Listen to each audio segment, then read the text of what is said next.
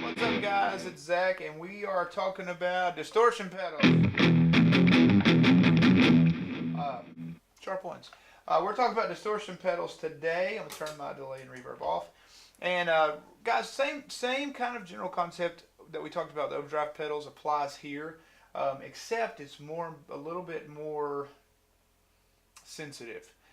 Distortion pedals can get even more fizzy and thin and brittly and sounds like an ice pick in your ear really quick. That doesn't take long with a distortion pedal. So what you want to do, there are distortion pedals that are modeled after British amps. They're like Marshalls, Orange amps. Then there are distortion pedals that are modeled after more of like a 6L6, like American designs, like Mesa Boogies and stuff like that. You want to find one that captures the sound you want to like. If you like a good, chuggy Mesa tone, then get that. If you want one that's a little bit more of that kind of 70s rock stuff,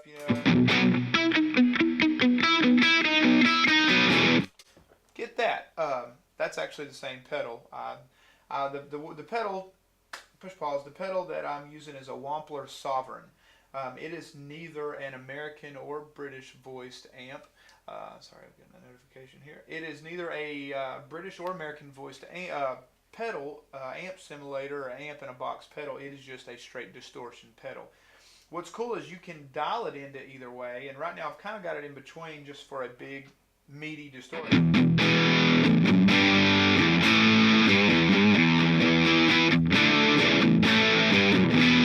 Now, I had to do some adjusting because this pedal, as it was set for my amps out front, was way over distortion, and I'll show you where it was at. It was about like here.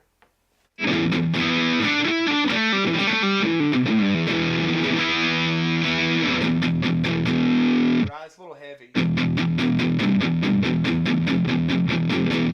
I'll show you where I have it now.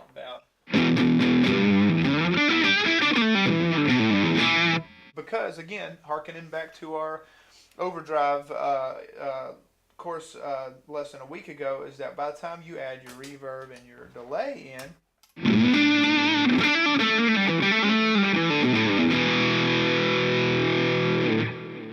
see, that's more like where I want it to be.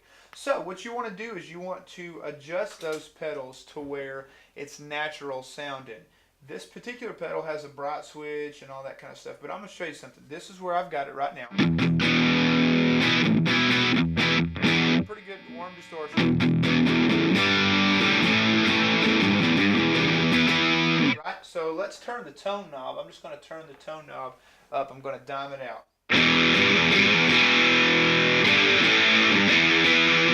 Now in today's music, there's somebody that could find a use for that. Not in what I'm doing. I just really don't like that sound. That sounds like somebody put a mic on a skill saw. Not my.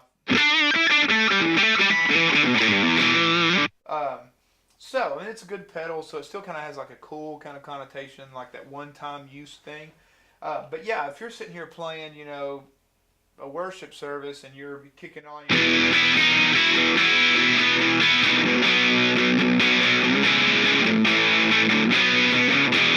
then that's going to hurt people's feelings. It's thin, it's not pleasant. And with the overdrive tone, that's what you want to go for, a tone that is warm, and again, you could find a use for that. But you want to find a sound that you like, find an overdrive you like. I'm going to fix this back so we never have to hear that tone again.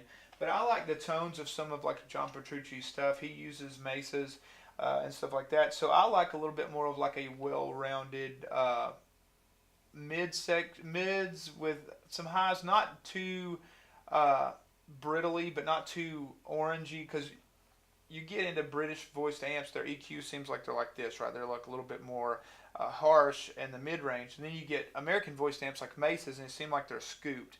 So what I like is to be kind of well-rounded, where it's just kind of almost flat response. You still got a good response on the low end. You've got a good top end, it's not really sharp, but it's it's not going to hurt anybody, but it's still got cut. And then the mid frequencies are well rounded, right? So.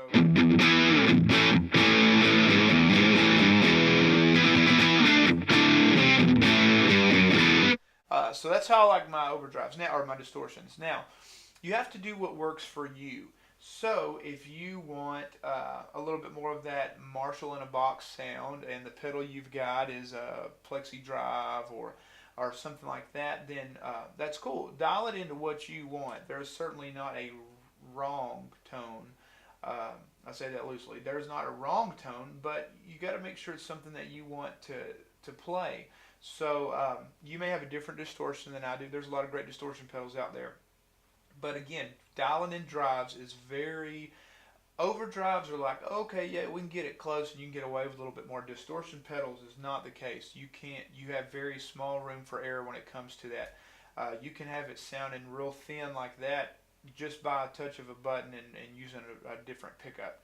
So what you want to do is, again, listen through cans, through headphones, in-ear monitors, or the speakers in the room that you're in, unless you are playing a small venue and your amp is not mic'd. If your amp's not mic'd, then by all means set it to your amp. But if you're in a situation where your amp's going to be mic'd, maybe point your amp off the back of the stage, facing the other way, mic it up, and then try to listen as much as you can. Make friends with your monitor guys or your sound guys, the sound engineers at your church or the venues that you're in. Make friends with those guys, because those guys really know their stuff, and they can help you out as far as like, hey, can I listen to my guitar? If they're recording it, you can play it back, or just, hey, let me walk over here in front of the speakers and turn my guitar up just so I can hear and dial some stuff in. And that will help you. That will really help you get your mind around what you're doing. So again, I say this, when you're dialing in overdrives or distortions, but we're talking about distortions, and it's so much more critical on this lesson, to make sure the highs, the treble frequencies, are enough to cut, but they're not going to be sharp like this. Make sure that's not the case.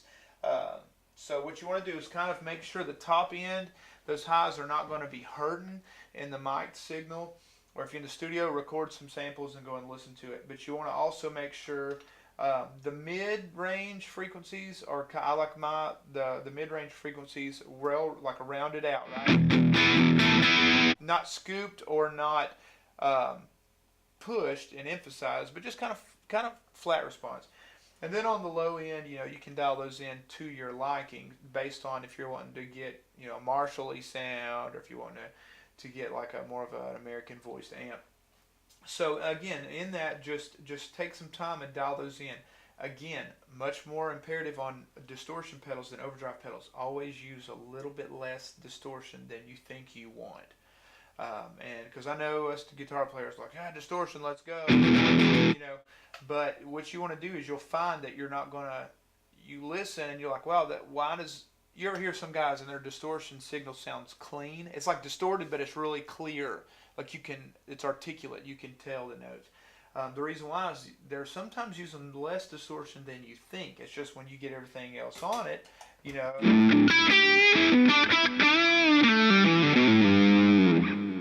when you get a little bit less on there, then your guitar has a chance to shine through. We'll talk about pickups in an upcoming lesson. But your guitar, these pickups in this Les Paul sound great, right?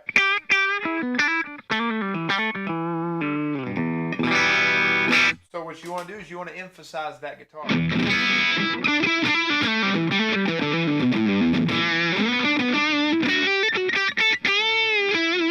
You want to make your guitar sound good. You don't want to kick it on and go, hey, here's a pedal. You want it to go, wow, that guitar sounds really good. It's clear. I can hear the notes. It's distorted, but it's clean too. That's what you want. So always go less drive or less distortion than you think you want. And then if you're wanting more, obviously you can always add in. But when you do, remember gain. If the gain goes up, the volume's got to come down. And if you've got too much gain and you want to clean it up, pull the gain back and pull the volume up. And as per our discussion with overdrives, the same principle applies here. Once you turn from your clean signal, you want your overdrive, or your distortion signal in this case, to be a little bit hotter than your clean signal, or it will get lost in the mix. So again, not a lot. I mean, you don't want it to be like you kick a pedal on and like 3 people pass away. You want it to be where you kick your pedal on and you don't lose it. It just kind of stays there. And then when you kick it off for the next song, it's not like, hey, I had to go turn your guitar up because it was too low. So just preparation, man. Preparation, time, putting dedication into your instrument and into the pedals that you're using. And so that's Distortions. I'll see you guys next week.